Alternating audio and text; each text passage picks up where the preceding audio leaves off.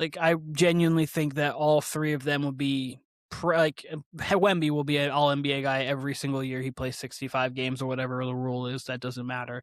But I think Harper and Castle will like oscillate between being like right there at all-NBA or being an all-NBA guy. Heck, I think Harper could win an MVP if he didn't have a Wemby on his roster. Honestly, This is going to sound like so much hate, and I swear it's not.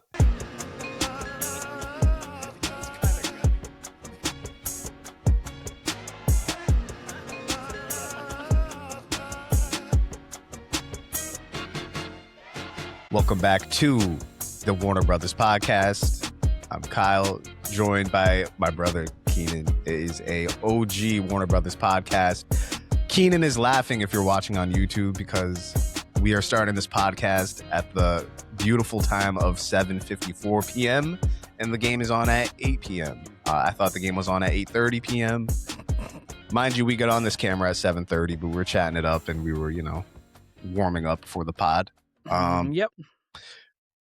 You know what? I was going to do this as a podcast topic, weirdly enough, Keenan. Like I was saving it for, maybe the pause between the conference finals and the finals.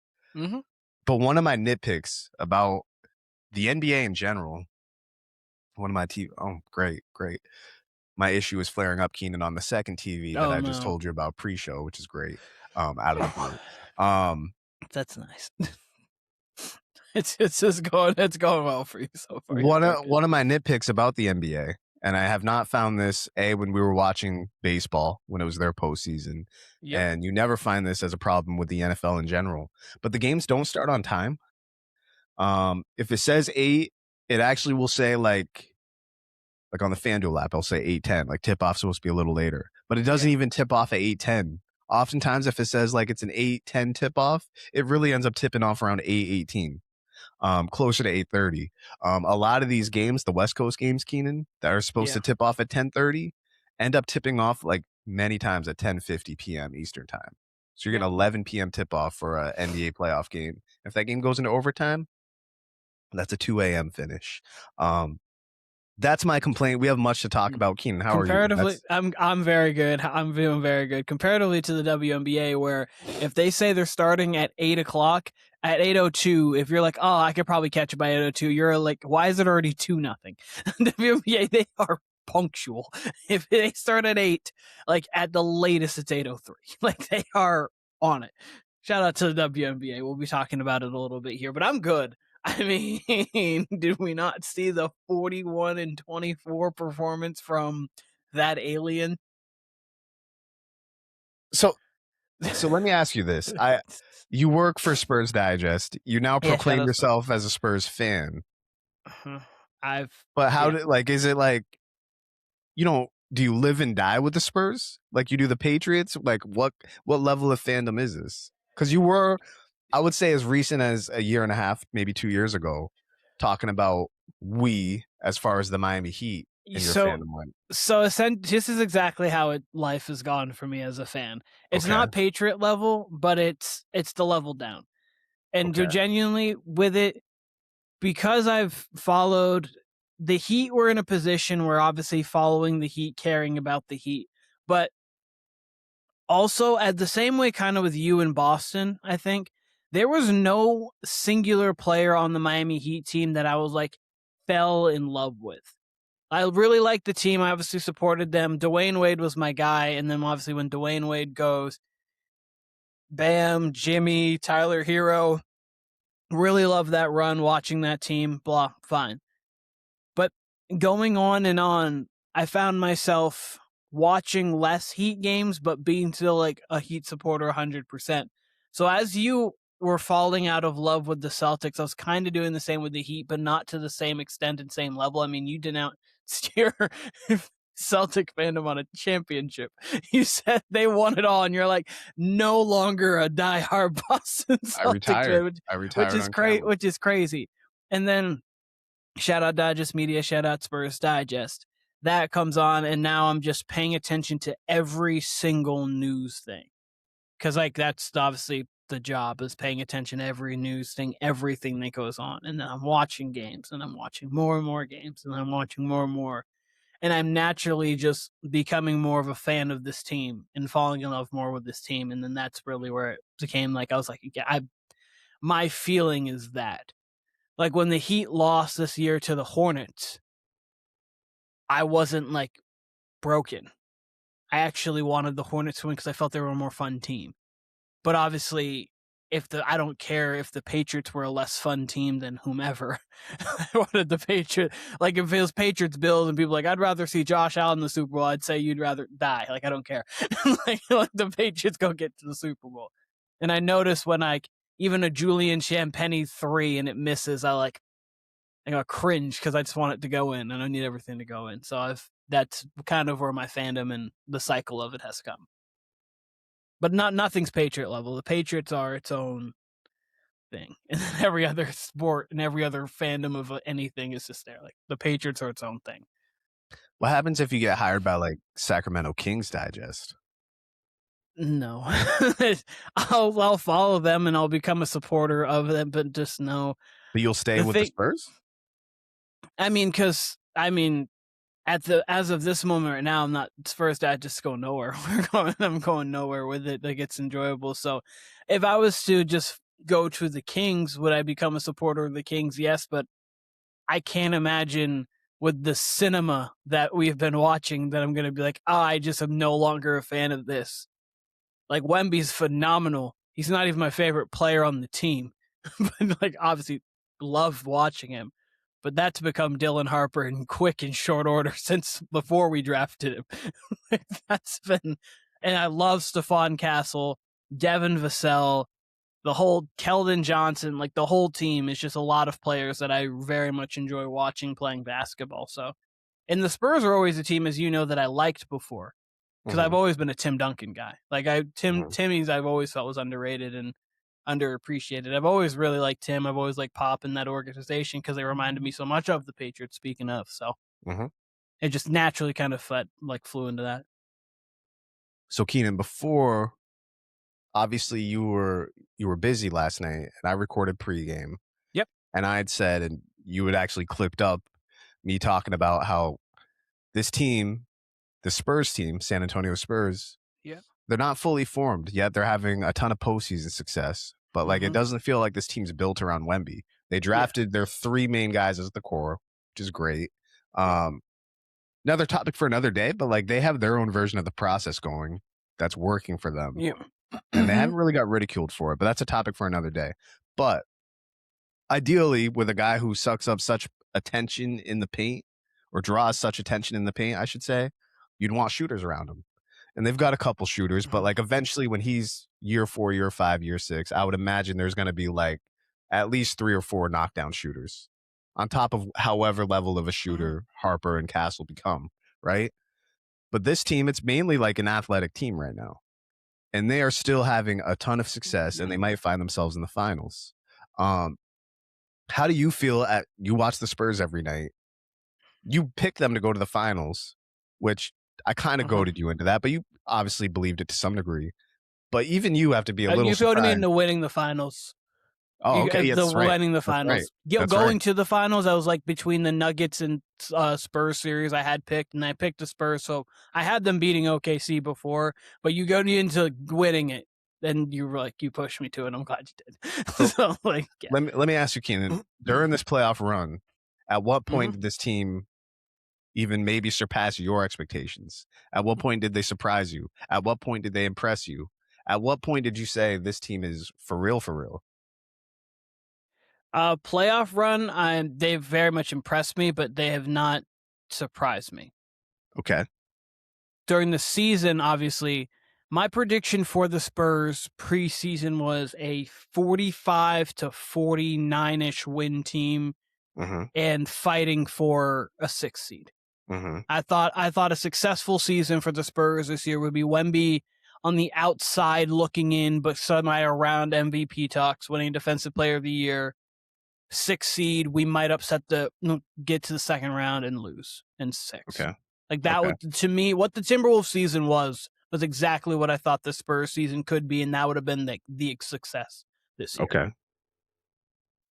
And then once the Thunder, beating the Thunder 3 times in 12 days, that was exactly when I was like, yeah, no, there's because it wasn't just like we beating the Thunder. It was, okay, we're beating the Thunder in Vegas. You're like, okay, do they care about that game? We think they care about that game. Then beating the Thunder home. It's like, okay, now the Thunder are like, okay, we can't let them just punk us on Christmas Day. And then they beat them on Christmas in OKC. And I was like, yeah, no, this seems real. Like, this seems absolutely real. And did I think Dylan Harper was going to look like a top 25 player already in the league? Like, is he right now? No, but like, is he looking like it right now? He is. Did I think that was going to happen this quick? I didn't. But I've been high on Dylan Harper for a while, as he's the number 1 pick in 95% of drafts. This just happened to have a generational guy. And he could be one of those generational guys too. Like, honestly, this one could have a 2 generational guy draft. And then obviously Edgecombe and Knipple are looking great. And then there's still guys who can progress too in this draft. So, but overall, I thought the San Antonio Spurs team, they have a lot. And the way they don't have great shooters, they have good shooters, but when they get their good shooters great looks, everybody can be a great shooter. So like when Julian Champagne's getting 7 open looks from 3, probably 4 like I truly open a game. Vassell, who's getting 4 truly open looks a game because of the gravity of Wemby and then the penetration from the guards. They can just be really good shooters, even if they're not Klay Thompson, a guy who they could possibly try to look at getting, because like one of the shooter guys that you're talking about, like, Klay, do you want to come just sit in the corner for 25 minutes a game? You won't have to guard the best player. You won't have to do much. You literally just go sit in the corner, shoot some shots, and then guard the team's third best player. You can do that. But yeah, no, they're after that Thunder run when I thought this team really had something, and then obviously over their last 40 games with Wemby playing and not getting ejected or concussed, they're 37-3. So going to last night's game, we get an absolute classic. One of the best games I've seen in a while. Makes me believe we will have at least one more classic in this series, if not 2. Yeah. I think we can almost book it for like 3 certified classics in the series, especially if it goes long. Yeah. Do you expect the Thunder to bounce back? I know you picked the Spurs in 6. Do you see a world, Keenan, where possibly the Spurs win tomorrow and kind of run away with the series? Do you think they can punk the Thunder? If they win tomorrow, I think they can run away with the series. If I think the Thunder is as good as I do think they are, I don't see the Spurs winning tomorrow. But traditionally, the home team, after the game 1 loss, they typically rout the other opponent. I don't see it a rout for a few reasons. One, with how close the game was and how long, obviously, the game was. It was a double overtime game. I just think, and then on everybody on 48 hours rest, or really 24-ish, whatever, however many hours it is rest, like less than 48 hours. I think that the Spurs are going to come out and be like, hey, let's go take control of this thing and let's win this thing in 4. Like, that's like their mindset's going to be every game. Like, let's just go get a win. The Thunder are going to come out. Shea's going to be aggressive, be looking to get his shot. But I think the Thunder win tomorrow, but I actually can see a world where the Spurs do. And if the Spurs do, this thing could get over in 5. Yeah, I don't assume a sweep, but I do think this thing could get over in 5. That's kind of how I feel as well. Like that it could happen. I don't envision that happen. I don't see that happening, but like it could. It could. Mm-hmm. Like, I mean, the Spurs team keeps impressing me along the way. Let's fast forward, Keen. Let's call it June 23rd. I don't know the exact dates. Yep. Let's fast forward almost exactly a month from now. Okay. And let's say the Spurs have won a championship. Let's say Wemby has won his first championship. Yep. Keen, we did right after the All-Star break. We did an over/under. What did you put for Wemby? Do you remember? 2.5. You put 2.5. All right. Yeah, because we said a player of that caliber mandatorily needs to get 3. 3. I like that. So let's say Wemby and the Spurs win it this year. What kind of run do you think is possible for them? Because I kind of half jokingly said he could be on a Bill Russell type 8, run. 9, 10, yeah. But like honestly, if he stays healthy, again, I think this is the most important thing. this team is nowhere what it's supposed to look like when he and Dylan Harper are entering their primes. Mm-hmm. It's gonna look that whatever that version is, it's gonna be fully formed around them. This is like they're built right now to be like a good regular season team and, see what we have in the playoffs. I mean, I'm sure they know exactly what they have in Wemby and know that anything really is possible with him. But man, it really does seem like it doesn't matter the type of player that's around him. He's so good at defense. He's so elite at defense that you can straight up just, say, okay, we can get to a game 6 of the semifinals minimum with anybody with this guy. So as this team continues to grow, realistically, how many rings do you think he could win if he wins this year? Let's say he gets one in his third year. Then what are we looking at? There's no reason why 4+ can't be. Like, I think 5 is genuine. Like, and I understand that when you go to the people who have won 5 all time, you think of the all-time great teams. So you think of Magic, having Kareem, having Worthy, having others. You think of Bill Russell. Obviously, I mean, he has way more than 5, but you think of Bill Russell and then all of those Celtic teams. You think of Kobe and the Shaq Lakers, and then obviously the Powell Lakers. Think of Mike, Pippen, those. But the thing about this roster is they have picks that they can move off of. They have a lot of cap space because there's 0 bad contracts on this team. There's not a one. The worst contract you could argue would be De'Aaron Fox, but it's not a bad contract. It's like he's going to be getting $50 million next year, but De'Aaron Fox is a $50 million player. Like, they don't have a bad contract on this roster. And that's the thing with the Spurs doing smart business. The only bad contract, quote unquote, they had was Zach Collins, and they ended up using him to get De'Aaron Fox. And Dylan Harper, he said, okay, let me do something only Magic's ever done last game. And that gets kind of pushed under because Wemby obviously went nuclear and had one of the greater games I've ever seen in my life. But Harper had, as a rookie, starting for an injured Fox that we figured out an hour before the game, was like, hey, I'll put up 24, 11, 6 with 7 steals and only 1 turnover. And I say that to say this guy easily could start next year and be a top 20 player in the league.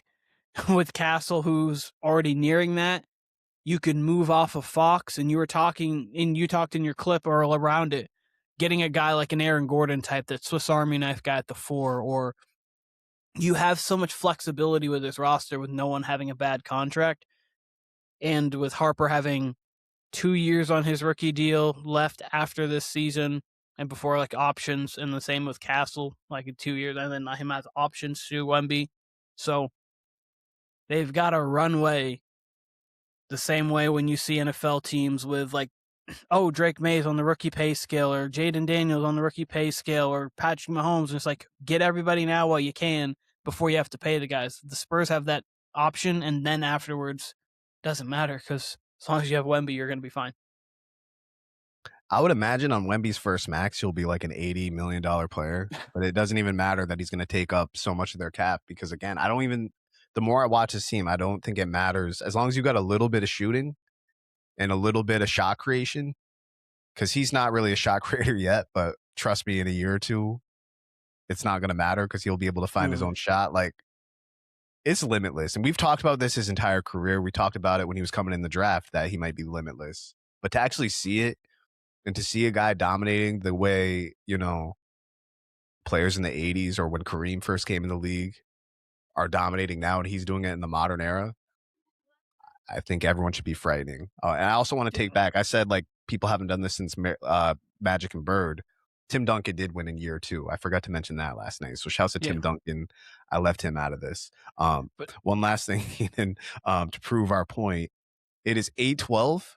Game was supposed to tip off at 8:10. It's 8:12, and the starting lineup introductions just got done. So, like, what are we doing, NBA? What are we doing? But and the thing is, too, you're right. What are we doing, NBA? And the thing is, too, that I could see them absolutely wanting and getting the max because they deserve the max. I could also see them taking a hair off to play together. This team is egoless. Like, they want to play with them. And also, I didn't even mention Carter Bryant, who has been playing great defense, but he's only a rookie, and that's a 3-and-D guy waiting to happen, where in 2 years you're going to be like, wait, when did they get him? It's like, oh, yeah, that happened in the Dylan Harper draft when they had 2 lottery picks. They got Carter Bryant because Carter Bryant played great defense on Shea yesterday. Like, and it's not like he's going to become a worse defender by going from age 20 to 21 or 23 or 24. So, like, and he's just only going to be more refined as a shooter and a scorer and maybe get a little bit more off the bounce. So, like, that's another piece that they're going to have. This team's got everything you want, and they've got the pieces to grow. And I don't think Castle or Harper want to leave playing with Wemby, because why would you? And Wemby wants them, and they just have such a brotherhood. I don't see this being like one of the ego things where, oh, I need to get my own team or anything. I could see Castle or Harper figuring out, being like, hey, maybe if I take a hair of a discount to stay with this guy and stay with this team, it's going to benefit me in the long run. They might run off a Parker, Ginobili, Duncan. I know they didn't obviously come in at the same time, but that kind of thing. Yeah, there's at least a clear hierarchy with Wemby obviously being number one. And it's hard to pay 3 max guys without going into the apron. But I honestly think you could do it. I honestly think it wouldn't matter if they went 3 deep into the apron and then, ended up with a true 7 guys. Then you're playing injury luck, but they got so much flexibility, like you said, they can kind of supplant it with getting the right guys. And they'll have 3 of the top 20 guys for the next like 8 to 10 years if they're all healthy. Like, I genuinely think that all 3 of them will be Wemby will be an all-NBA guy every single year he plays 65 games or whatever the rule is. That doesn't matter. But I think Harper and Castle will like oscillate between being like right there at all-NBA or being an all-NBA guy. Heck, I think Harper could win an MVP if he didn't have a Wemby on his roster. Honestly. Like, I really he is that good to where I think he could be in the MVP conversation, and we might look at it. Obviously, I think Cooper is going to be phenomenal, but there's a world where we're like, was Harper actually the best end up being the best player in this draft? I think my money would be on Cooper, because he's ridiculous. But that's more so a testament to how good Harper is, and not like Cooper's bad, because I think Cooper could be the best player in the league at some point here too. I think this guy's going to, obviously, I think he could be special, or second best player, because I think Wemby will probably be the best player until he says, I'm done. LeBron. There's a great chance by the time we're having the same podcast 4 weeks from now that we're talking about Wemby as the best player. And a lot of people are saying it today, and I mean, I can't really blame them. Can't blame them. You can't blame anybody. It's crazy. This very much reminds me a lot in some ways of young LeBron, and I would love to have a conversation about the parallels between the two. And then what's to come between the two, where LeBron was maybe in year 7 compared to where Wemby's headed in year 7. But we'll do that another time. Maybe we're going to have a lot of time between conference finals and finals. Well, maybe not a lot, but we'll have enough of a gap. Some time them, and it'd be a good off-season conversation to have too, to compare after year 3 and year 3, see what goes on.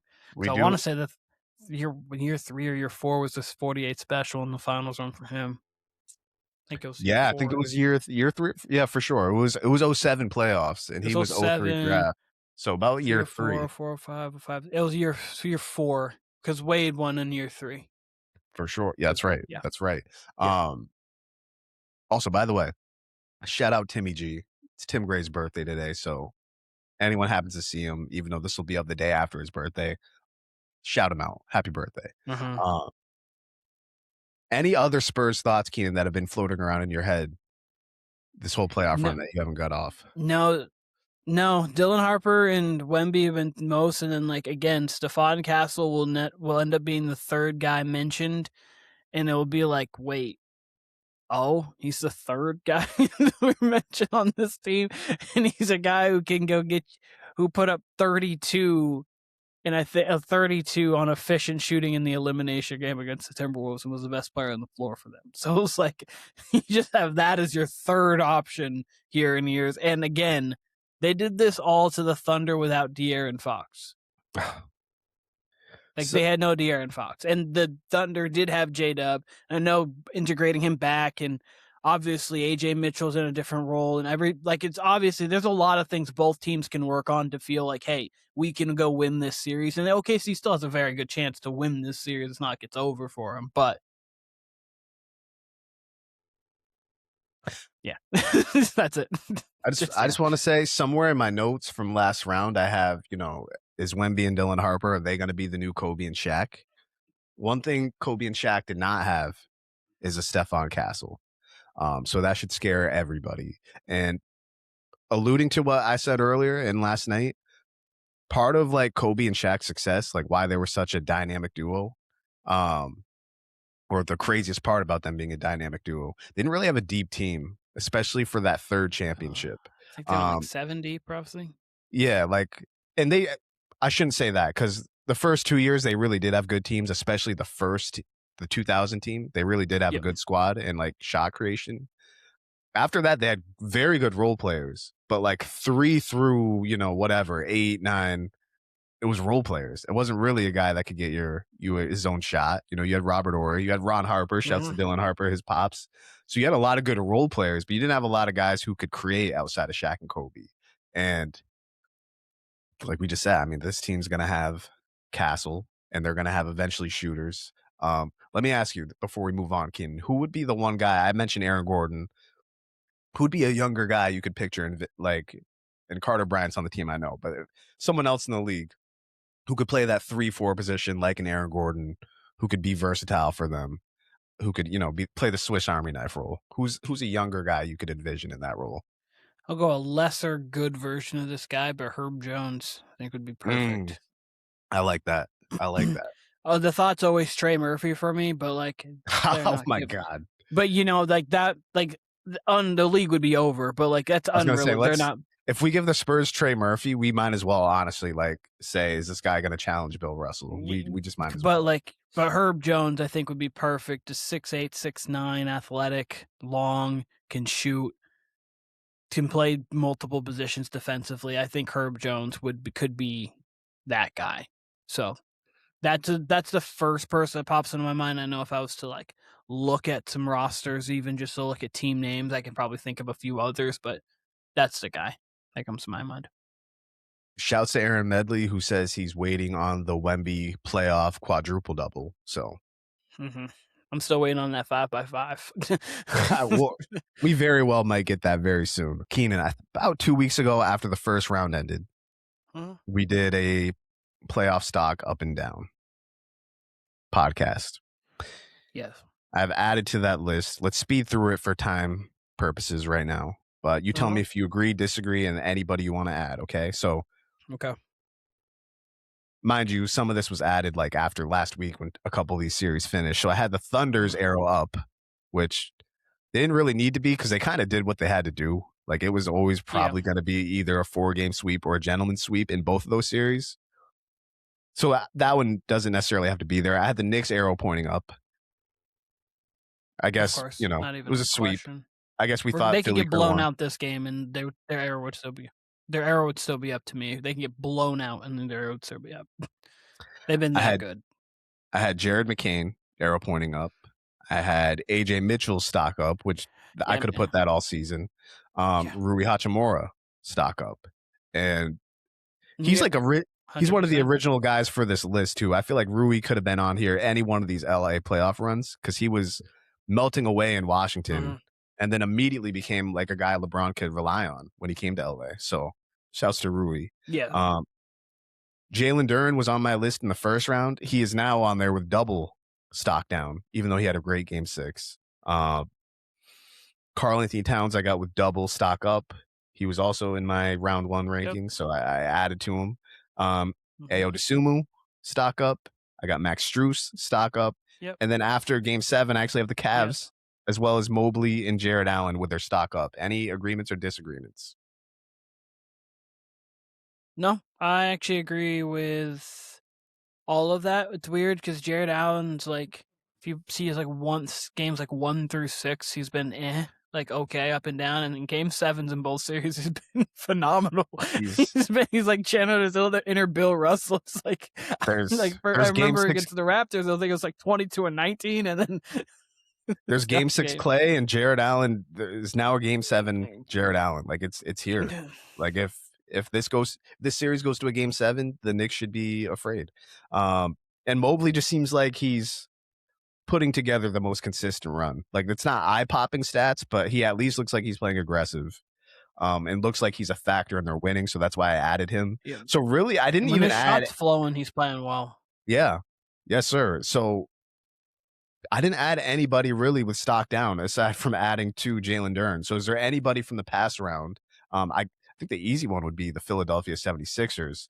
But really, I mean, you can look at that a few ways. So anybody for you that would stick out from the last round, Keenan, for stock down? It could be a coach too, by the way. Yeah, no, I'm going through. No one on the Timberwolves. Because McDaniels, no. Gobert, no. Even though he kind of got played off the floor. But I also think that's kind of more of like a Wemby. Oh, Julius Randle would be the guy. Stock down. That's fair. Randle would be. I was trying to go through. I was like, I think Julius Randle would be the guy stock down. Everyone else in that series would stay the same or even go up a little bit. No one on the Spurs stock down. No one on the Lakers stock down. Like, I mean, I guess you can maybe put Austin Reeves, but not really. It just really depends on like what you're expecting of Austin Reeves. Like, yeah, maybe I think Reeves is fine. I think, and I think if Luke is there, Reeves probably plays better. You know? Yeah, it just for me, it's just like the only thing is can he be the second best player on a championship team? I don't know the answer to that question. That's really it. But like, depends on who the first player is. If that first player is a big, I think so. See, like, that's interesting. Can he be with Luka? That's the question, and we'll see. And that all depends on the team construction around him, in my opinion. But so no one on the Lakers, Thunder, no. Then Knicks, obviously not. Sixers, not thumbs down, but just sad for Embiid because it just feels like he just can't. It just seems like he just can't stay on the court, obviously, as we've well known, has been well documented throughout his career. But other than that, there's not really anybody who I specifically have lost like stock in. And then the Cavs, no. And then obviously Jalen Duren, Asur Thompson, a hair, just because the shot needs to get there. No, so here's the thing. It's stock up and stock down for because I think everything outside of the shot is like so lethal. Like he was playing really good defense. He was rebounding at a high level. Even his passing's really good. It's just he really needs to get a semblance of a jump shot, just something. Because if he can, then he'll be able to. So like I wouldn't say stock down for him, but I guess just like for him, he's one of the people I'm going to be eyeing in the offseason to see how much better he got. And to me, honestly, with how the offense was, almost stock up for Cade. I understand like he didn't play a good game 7, but he's been playing in every other elimination game. He'd really been playing very well, other than the second half of game 6, but that was already a blowout pretty much by that point anyway. And they could not generate offense outside of him for the majority of the playoffs, and he got him to a game 7 in the second round. Step in the right direction for the Pistons. You wish they could kind of get to the conference finals this year, but still they went from the first round to the second round this year. Hopefully they get somebody to go along with it. Go there. But that's it. Yeah, I'm surprised so many people were like very confident in the Pistons being a second or a conference finals team because I never liked their shot creation outside of Cade. To go back to stock down, I would actually slight stock down for Tyrese Maxey for me. I did not like how he asserted himself in games 3 and 4. I mean, that's my guy. He's probably a top 5 player for me in the NBA. Favorite, not ranking, but favorite top 5 player in the NBA for me. And I did not like how he asserted himself in games 3 and 4. I don't think we see someone like Jalen Brunson. I don't want to say shy away, but he was a little too eager to give up the ball coming off the pick and roll when they were being aggressive with him. So I'd like to see a little more. Asar, here's the thing, because a lot of people are saying that about his jump shot. We knew that about him and his brother coming out, that their shots were going to be a project. Yeah. And we've seen this with dozens upon dozens of 3-and-D guys where it's like, oh, he needs a 3-point shot, and then he'll be, a $60 million guy. So that doesn't concern me as much because guess what? You can always just put more shooting around him. If that shot never comes, everything else that guy does is such a plus. His stock actually rose for me because I mean, he not only did he play well throughout the entire playoffs, but in Game 7, he was the only player on the Pistons, aside from maybe Paul Reed, who played with the requisite energy that's needed in that type of game. Up. So yeah, so stock up for Asar. Like he continues to rise for me, and even if him and Amen don't come back with solid jump shots next year, which I don't think they will, it might be a little better, but I don't see substantial, increase over the next year or off these next few months. I think they'll be fine. Just put more shooting around those guys. I mean, we saw it with Aaron Gordon. I'd say the last 3 years he's been a increased 3-point shooter, a more improved 3-point shooter. And he's someone who's 10 plus years in the league now. So you never know when it might come or when it might not. But those guys do such plus things on both sides of the ball outside of shooting. I would just bet everything on them. You know what I mean? Oh, listen, if it's like, hey, we have a trade to get somebody else, but we have to give, no. You've got to, if I'm giving up one of the Thompsons, you've got to be offering me a superstar. I'm not just no. That's how I feel. No. I'm with you 100% there. I'm more so just even meaning just like a mid-range, just a little mid-range. Yeah. Just because I don't even need them to be they have to be 35% from 3 next year, else that kind of thing. Just enough to where if they're driving when the Westbrook full head of steam downhill and then just the dribble pull up into it. That's it. That's all I'm asking for. He lost touch somehow. He's the rare player who lost touch during his career, and I don't understand how. It's mid if they can just become a Westbrook level shooter, which is just a fine 3-point shooter and a pretty solid mid-range jump shooter, that's all. They don't need to become Kawhi. But lock both of those brothers in a gym. Lock them in a gym. Section off the entire court. Just keep them in the corner. Just block off everything but the corner and just make them shoot 1,000,000 threes a day until they can't blink. No, honestly, I would just all I would worry about is their shooting, because if they became good shooters, it's over. It's over. That kind of athleticism is over. I believe Amen will one day get to superstar level because he's got that level of athleticism. Asar will get to I could see him just being indispensable, much like Andre Iguodala. And that was his comparison, but I see more and more of an Iguodala, Aaron Gordon type of OG. Player where it's OG. Not that obviously the same play style, but that same level of guy where it's he's just so important. And yeah, I could see him being an OG, and then I could see Amen being not top 1, but one of those guys where you're definitely it's a top 10 guy in the league. I could definitely see him being that's a top 10 guy in the league. But yeah, other than that, no stock up, no stock down. Other than that, we're good. Real quick, I didn't even mention this, and this happened a week ago. Rest in peace to Brandon Clark. Yes. And not to skirt by this, but this is news today. I haven't even mentioned this, Keenan. Jason Kidd got fired about an hour and a half ago. Yes. And rest in peace to Jason Collins. And rest in peace to Jason Collins. Absolutely. Jason Collins. Absolutely. Moving on past the NBA, Keenan. Drake dropped an album on Friday. You might have heard of him.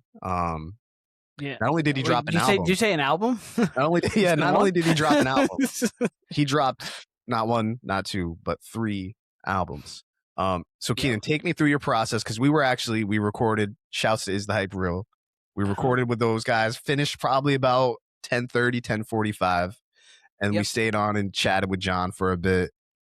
And Drake was kind of slowly rolling out the album, and he was on that watch thing, and we slowly got word that there was maybe 30 songs or maybe 40 songs, or that it was one album that's, Chris Brown style, or that was 3 separate albums. And then obviously we find out that it's 3 separate albums. So give me your thought process from when we get off the podcast and you figure out what you figure out to when you first listened to the album, whether it was that night, whether it was the next day, which album you listened to first. Just give me from there till now, Keenan. Like, where are you? Because I can't believe how much my opinions have evolved since midnight Friday night. So when we were talking about it, and you were like, "There's good chance that there's 30 to 40 songs," I was like, "You've got to be kidding me." We were both disappointed. I was so irate. I was like, "You've got to be kidding me."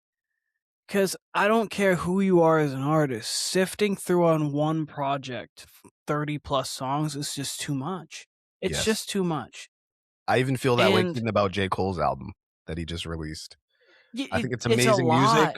It's amazing music, but it's very tough to just go back and throw on because there's so much music. Yeah, you can't. Listen, I'm not going to lie.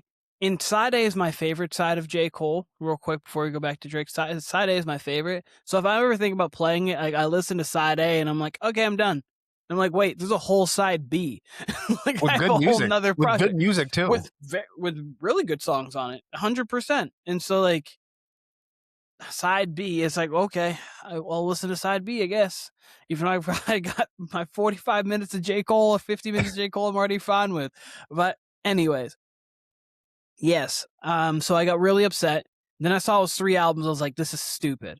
Why are we doing 3 albums? Like I just I was like, my initial thought was just this is stupid. This is ridiculous, Drake. Like the thing that I was hopeful for was the fact that you were sitting out for a while because we were like, okay, we don't want to be oversaturated. You're going to come out with a project. It was going to be well thought out. And then I was like, okay, you just apparently were like, instead of coming out with a project every like 11 months, I'm going to wait like 18 months and not, even though he had a project really come out, but I'm going to just drop 40 songs. I was like, shut up, Drake. And then I listened to the next day. I listened to Iceman first because to me, and this is going to sound weird, Iceman is like the album, and then the other ones are like, they almost feel like mixtapes to me. Even though like you can consider them like actual albums, but they feel like mixtapes. Because Iceman was the thing that was being rolled out. I just kept hearing Iceman, Iceman, Iceman. And like the way it was presented to me, that feels like the album. So I made this list. I made a list. I made a list. It's like in my head, and I know this is actually factually wrong, and I understand. In my head, Iceman was Drake's 8th album. Okay. Like studio like album. And so my list, this is from comeback season on. Okay. Thank Me Later, Take Care, Nothing Was the Same, Views, Scorpion, Certified Lover Boy, For All the Dogs, and Iceman are like the 8 Drake albums. Okay. And then the Drake mixtapes.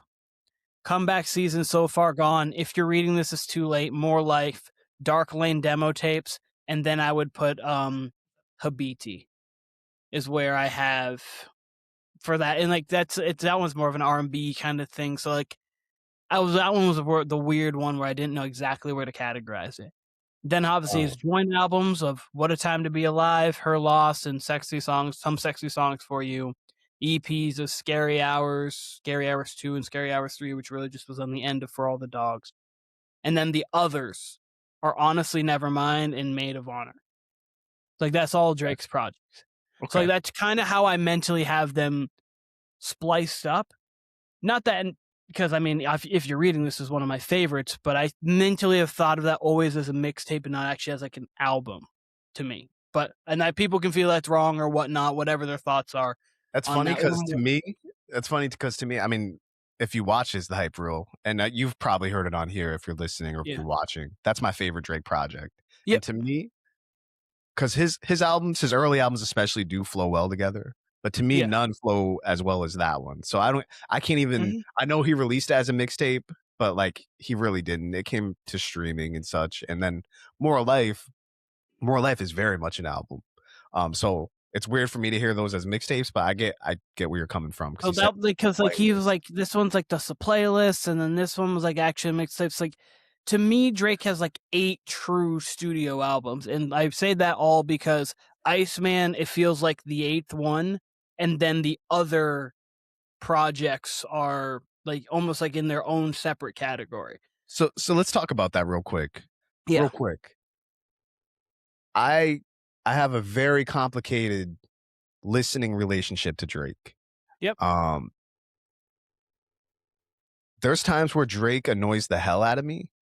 Mm-hmm. So when I call Drake corny, I'm not calling him corny like other people do, like, when they make the, Drake's the type of guy jokes, right?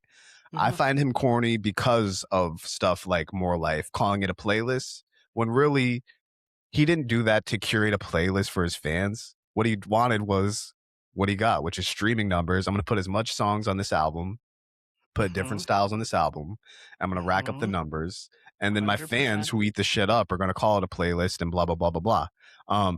I say that because, Keenan, that's what annoyed me the very most about this past weekend. Those 3 albums, some are speculating are to get him out of his contract, which I do believe that. I do believe that. And if that's the case, like, smart by him. Yep. But it's also like to break records and to like own social media, and the plot gets lost. The plot gets lost. And Drake and LeBron have always mentally been they're so much alike to me. They're so much alike.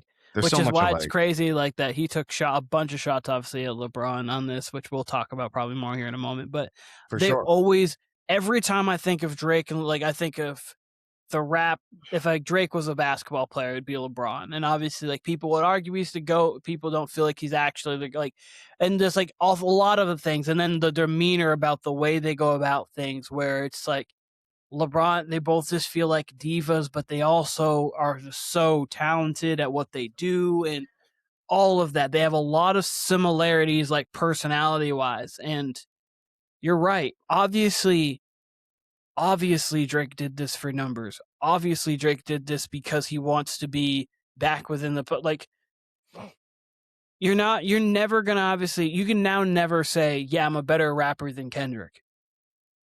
He clearly wants to be the best. He has an ego problem. Like, but I mean, it's not even a problem, but he has an ego thing. He's like a big ego.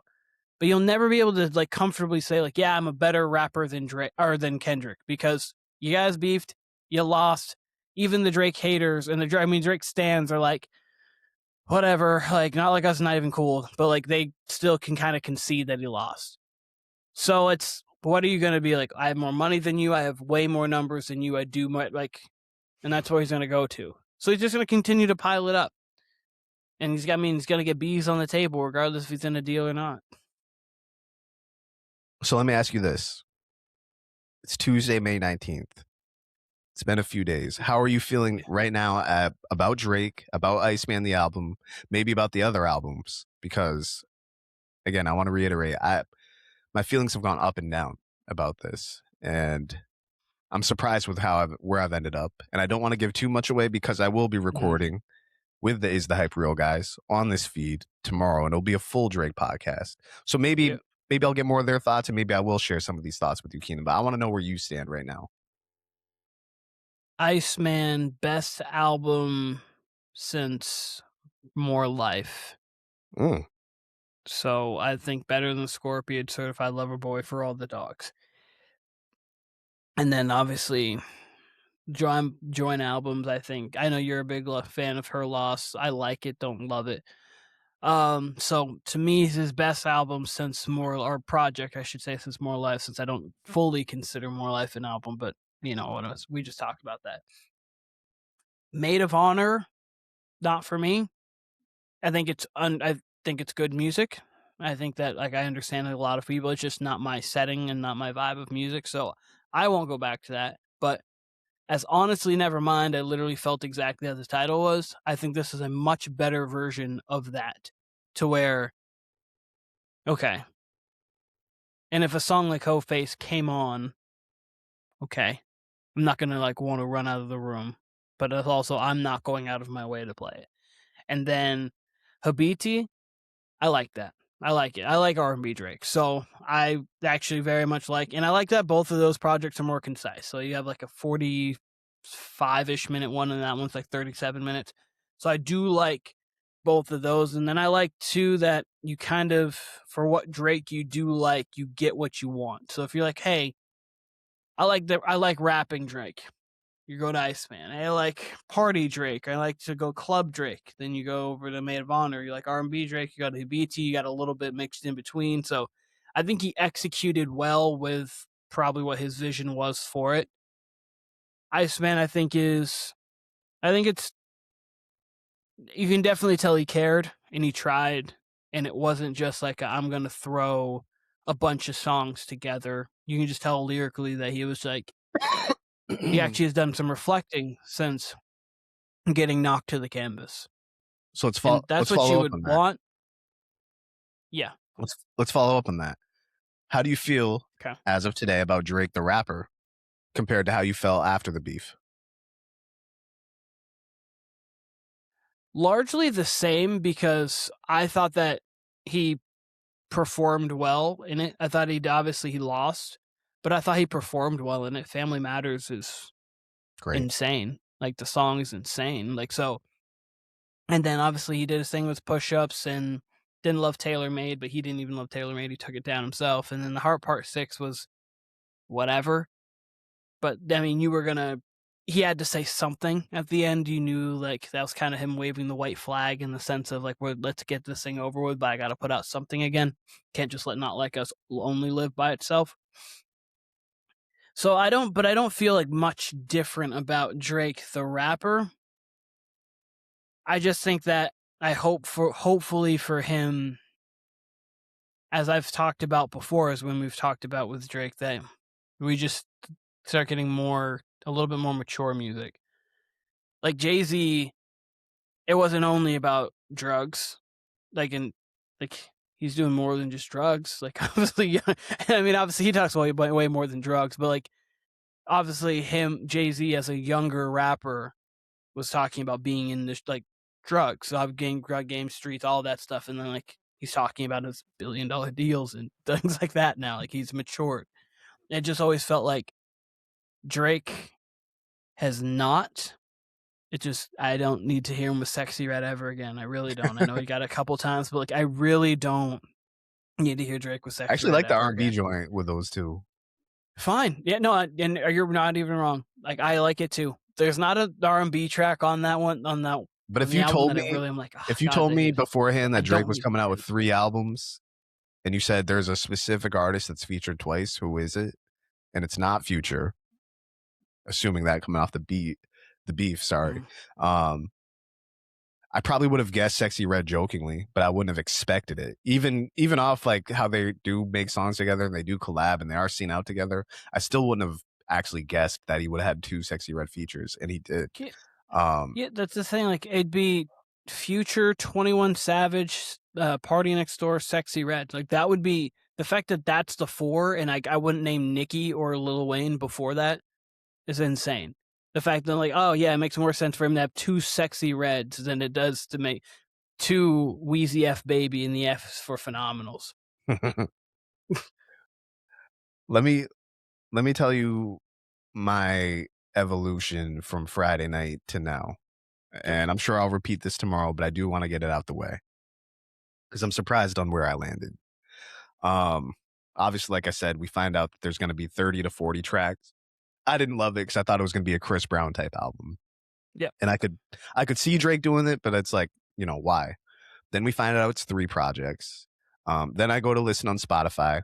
Spotify semi-crashes for the first 15 minutes. Mm-hmm. Then I just go to Apple Music, see if I can pull it up. And sure enough, I can. It's up on Apple Music. And by the time I can pull it up on Apple Music, Spotify's working. And the first one that came up on Spotify Music, or excuse me, on Apple Music, was I just sound like a cop talking about Spotify Music. The first one that popped up on Apple Music was Maid of Honor. Yeah. So I play one song and I'm like, okay, I see what this is. Interesting. Which I actually think that's where I played Honestly Nevermind first, was Apple Music. Spotify crashed. Anyway, I go back to Spotify, continue with Maid of Honor. I just kind of skimmed through because I'm like, all right, let's see. Didn't love what I heard. I only like 2 songs off that album. I have not yet listened to that album in full. I don't know if I will, Keenan. It was much like Honestly Nevermind. It was very hard for me to digest. Some of it's just like way too much. It sounds way too pop, like way too pop. Like he very much wants to be on top 40 radio type pop, which is fine. Whatever. Skim through the R&B. I really liked it. I'm like, oh, I'm going to like it when I hear it type thing, right? Yep. Listen to Iceman. I'm like, damn, this is finally the Drake I've wanted to hear as far as a rap album. Like, there's great beats. There's great flows. Great. Can't wait to listen tomorrow, right? So I do. I listen on Friday in the whip, liking what I'm hearing. Let me fast forward to Sunday, Keenan. Didn't really want to throw it on after I got through the whole album. I was like, I feel like I've heard enough Drake rapping for the weekend, which I'm shocked by. I was looking forward to this album, specifically Iceman, right? Now, as we sit here on Tuesday, I did finally listen to the R&B album. Let me say right now, I like the R&B album better, but it doesn't really have anything to do with music. I actually found Drake a little hard to take seriously as far as a rapper after the Kendrick beef going into this Iceman album, which I didn't expect. I did not expect that. I ended up feeling like this was too little too late because if y'all go back and listen and watch our podcast we did with Duke, shouts to Duke. Yeah. We did a podcast before and after For All the Dogs came out. And I can remember vividly both you and Duke saying, yeah, man, I think this is going to be a rap album. I think this is exactly what he says it's going to be, For All the Dogs. That was, what year was that, Keenan? 23? 24? 23, because first person shooter obviously is 23. Like, that's 24. Yeah. So we're talking 3 years ago when we thought we're going to get the album that Iceman is. So in a way, it felt too little too late for me. Not to mention, I mean, look, I love Whisper My Name. That's actually probably my favorite track across all the albums. I thought he's flowing on that. I think he's flowing on a lot of these songs. I think he's great on a lot of these songs. I also feel like he's kind of fallen off as a rapper a little bit, which is to be expected when you're in the game for this long. Which is why I'm so high on Her Loss, because whenever people say that they don't like Her Loss or that it was a lazy album, I'm like, go back and listen, because that's actually some of Drake's best rapping in his career to me. It's kind of just him styling on beats, you know? But I was surprised where I landed with it, where I was like, I'm kind of cool. I feel like I got it with Iceman. Like, I don't, even as I'm sitting here right now talking about this Drake album to you, Keenan, I have very much no urge to go listen to Iceman again, which is different from the J. Cole album, where I don't want to really listen to that because it's too long. Iceman's actually like under 20 tracks. It's like exactly what any one of us would have said we wanted from Drake for a rap album. Yep. And I'll definitely listen to it and love it this summer, I'm sure, as far as like if it comes on, if I'm out, if it comes on a playlist, yes, like it's not getting skipped. There's a lot of songs in there I really like. But I'm not looking forward to it the way I thought I would, where I'm like, all right, this will be in my rotation for at least the next 2 weeks. I don't feel like that right now.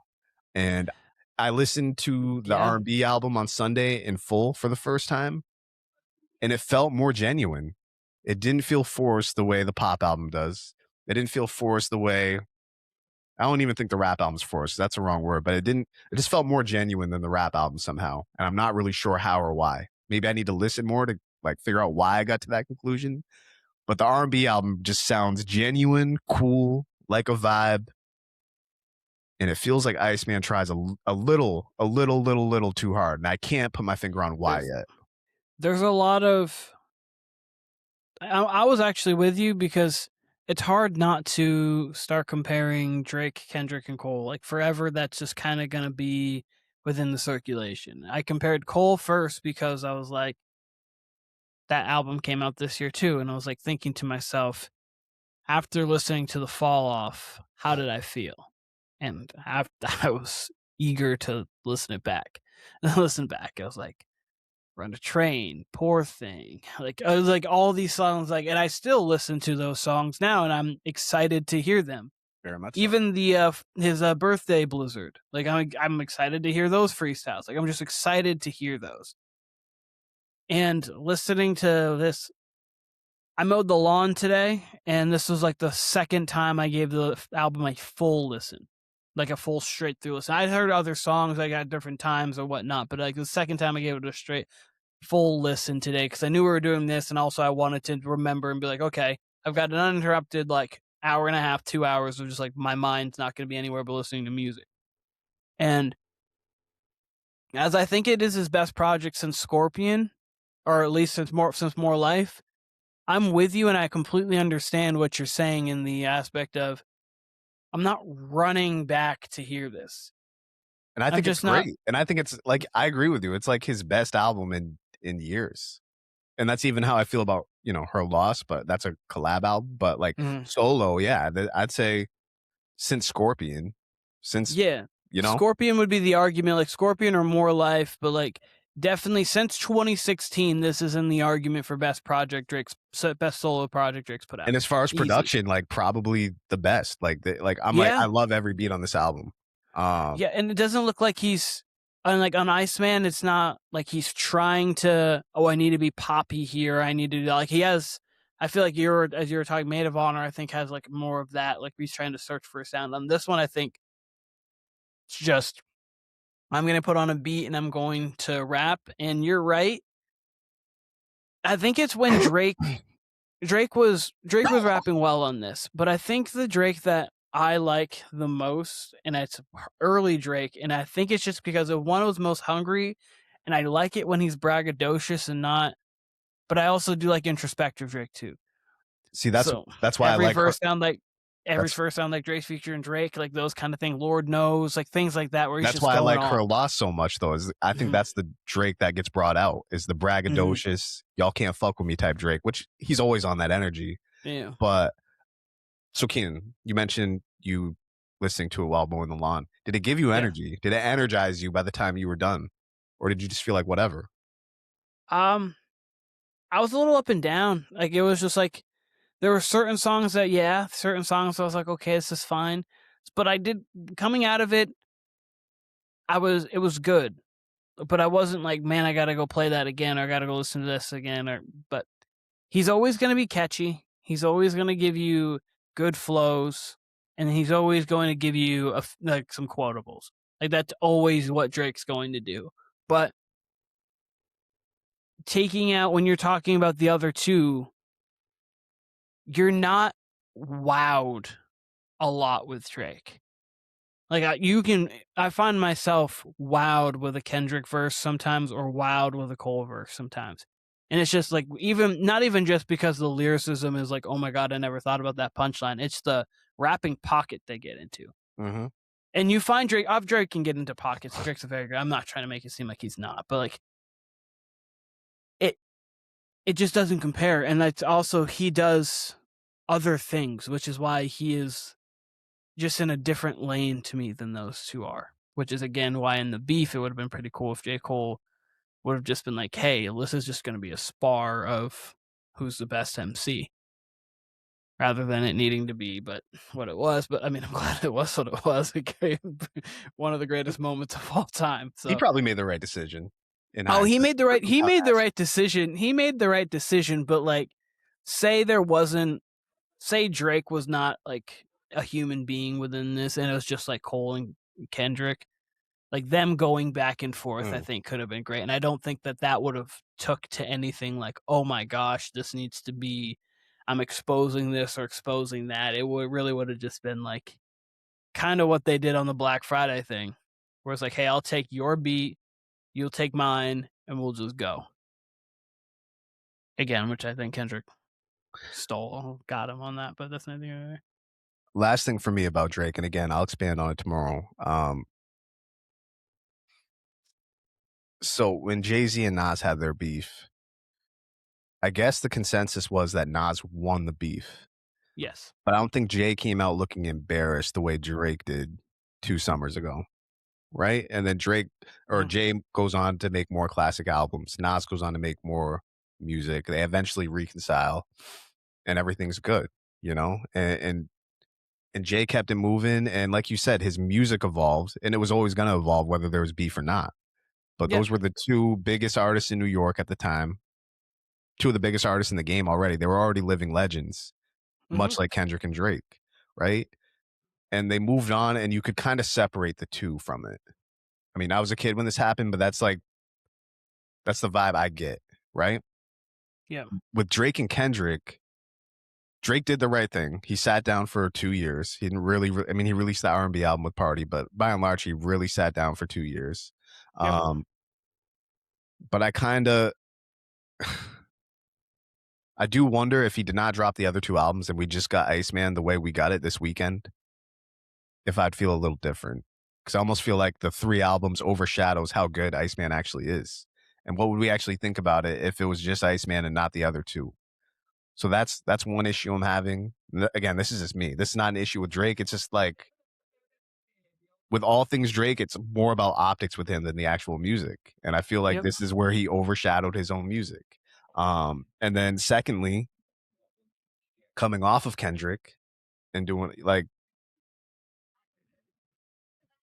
because then Kendrick's going to release an album at some point, right? Let's say this year he releases an album. Let's say it's his fire. There's talks that it might be this year.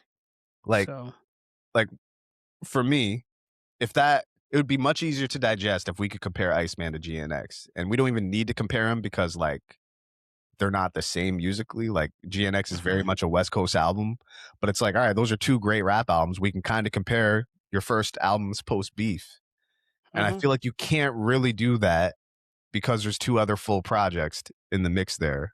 And it's all for streams and records. So I don't know. It muddies the waters for me just a little bit. And I don't really. If I'm going to compare, though, I think GNX is a little better. It flows together a little better. It flows a little better. I think on both tracks or both albums, there are songs that I'm like, I don't need it. But I do think the highs on GNX are a little bit higher. Comparing intros is a conversation. I would lean Whacked Out Murals, but I do really like the Drake intro. It's one I think is one of his better intros. Also, I look for that's the one thing that I do like about Iceman is the intro and the outro are very good. And if I'm listening to a Drake project, I need the intro and I need the outro to be very good. Like that's just like he has put that bar high enough for himself that the intro and outros have to be something for the most part. And then some albums, they're not always the best, but I mean, Tuscan Leather, Over My Dead Body, outros like Do Not Disturb and things like that. It's like, you just gotta. He's just really good with intros and outros, always has been. Give me your top 3 tracks off Iceman.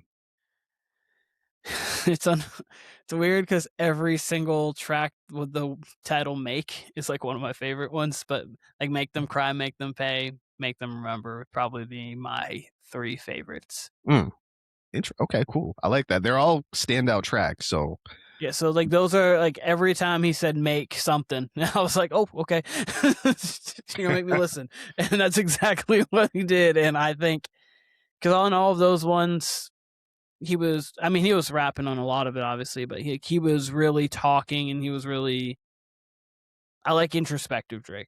I always have, and I've liked vulnerable Drake and introspective Drake. So I like it when he's in, I don't need it only to be talking about women and money. Like he's got a lot of perspective and he's a lot of vulnerability to him.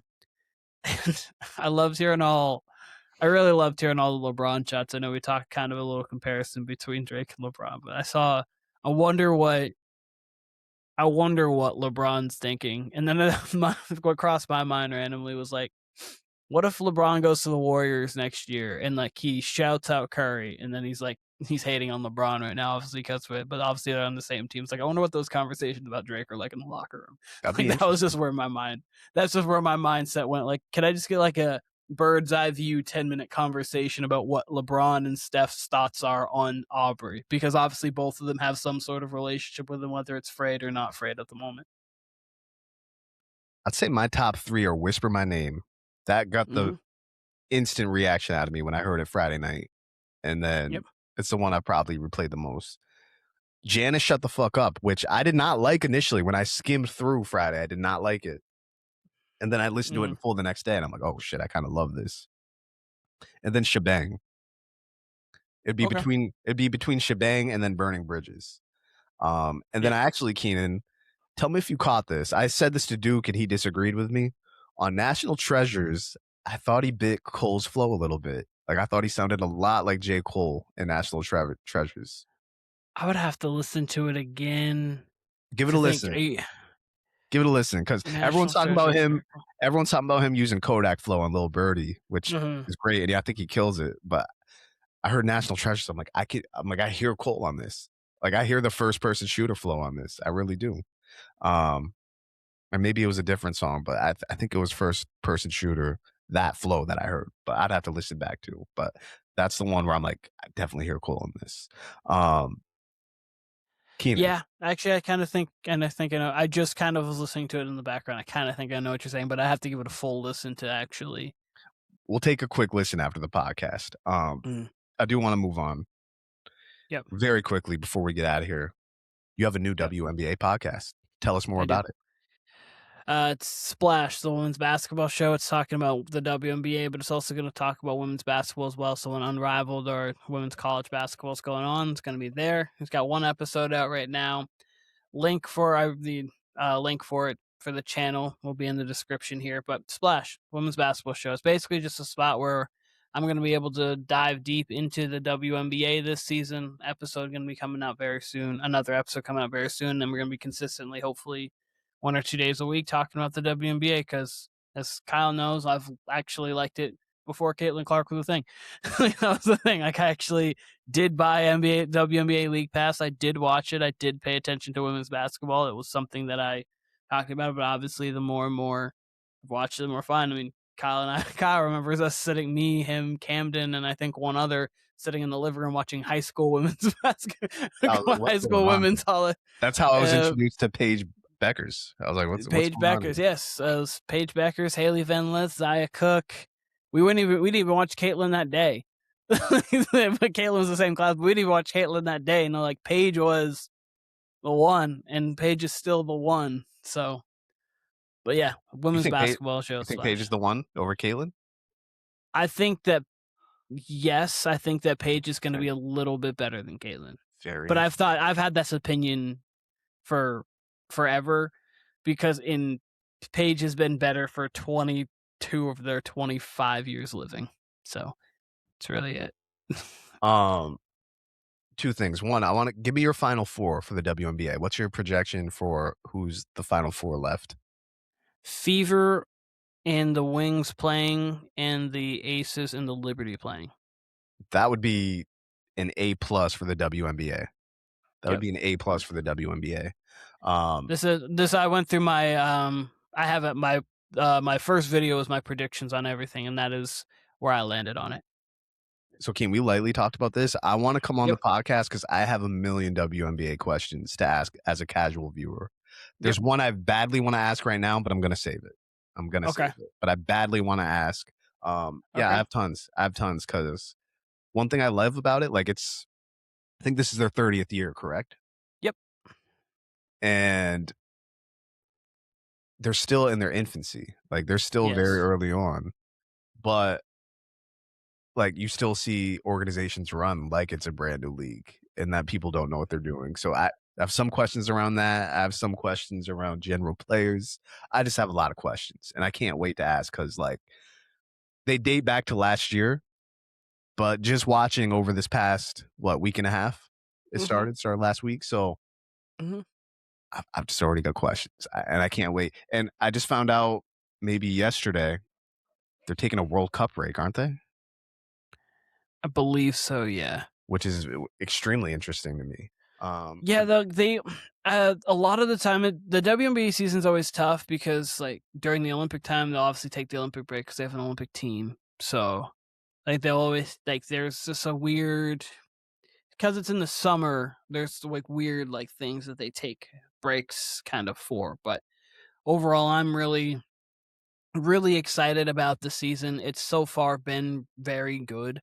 There's been a lot of good games going on. Obviously, they had the Wings and the Fever 107-104 on opening day, technically, even though there was a second day of games. But like the really first nationally televised game was that. You had Fever Mystics the other night that went into overtime. That was a really good game. Caitlin hit a big shot down the stretch to get it there. Sonia Citron ended with 30. Another person who is going to be a star in the league. And there's just been a lot of good games. Asia had 45 the other night too. a lot of the new expansion teams. Sarah Ashley Barker played well last night. It's always crazy too in the WNBA because you'll see a player like Haley Van Lith got cut from the Chicago Sky, but then got picked up by the Connecticut Sun, and then now is playing like real minutes for them and making plays. So it's just like there's so much talent. Amount of turnover. An unreal amount of turnover. 100%. And then the Aces got Kennedy Carter, who 2 years. Yes. 2 years, who's gonna run away with Sixth Player of the Year? Because 2 years ago she was on the Sky, and then last year she was like, "I'm not coming back to the W this year." The Aces managed to pull off that after winning a chip. They're like, "Yeah, let's go get Kennedy Carter off the bench," and she's been putting up like 20 a game already because she's a bucket. A dynamic guard to come off our bench on our already loaded. Yeah, no, like already loaded team that just won it all last year. So, but. There's a lot going on in the WNBA. I'm really excited about it, and it's been trying to pay attention to the games while these NBA playoffs are going on. So it's like double screen, pay attention here, something here, while I'm paying attention to that. But it's been fun.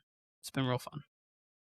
Listen, quick update on Cavs Knicks, which I don't know why I'm doing this because this is going to be up after the game even finishes, but 42-40. It just gives you a barometer where we are. Yeah, 42-41 Knicks, 2 minutes left before halftime, which is a good point for me and Keenan to get done so we can catch the second half. So listen, catch the Warner Brothers podcast on YouTube, on Spotify, on Apple Music. Catch Keenan's WNBA podcast, Splash. Can tell them where to find that. It's going to be on Apple Podcasts, going to be on Spotify, and going to be YouTube. All Splash, and then social medias, Splash Women's Basketball Show. Search that, you'll find it, and we'll be growing from there. Women's basketball. If you guys get bored in the summer, we got women's basketball there. I mean, hey, Kyle will be on, other people will be on. Hopefully, we'll have fun with it. Most definitely. Catch the podcast I did last night previewing the conference finals. Yes. I will be back tomorrow with the Is the Hype Real podcast co-hosts. Both John and Ray. It'll be Ray's first time. It'll be John's second or third time. Is this second time? Second time. Yeah. Feels like he's been on like more than once, but yeah, I guess it'll only be his second time. The first time was our Spurs argument back and forth. He's like, the Spurs. I think the Spurs might get upset in the first round, buddy. You thought wrong. He's trying to take that back, but I swear he said the first round. You're right. He said that. I think the Spurs might not get out of the first round because I was like, the first round? Are you kidding me? They're going to get clipped by the Suns? You're going to try to convince me of that? I was like, the Blazers. Maybe if Wemby got shot in the kneecap. I was like, the Blazers are getting him out of there? Like, calm down with all that. But hey, it's funny to look back on it. We don't know what things are going to happen. And then Wemby just decided to say, hey, I'm the best player in the world and I'm better than everybody. So, but yeah. They are big Cavs fans too, so we can hear their reaction tomorrow to this game one. So can't wait for that. Listen, this was a lot of fun, Keenan. We will be back very soon. This was the Warner Brothers podcast. We are out of here.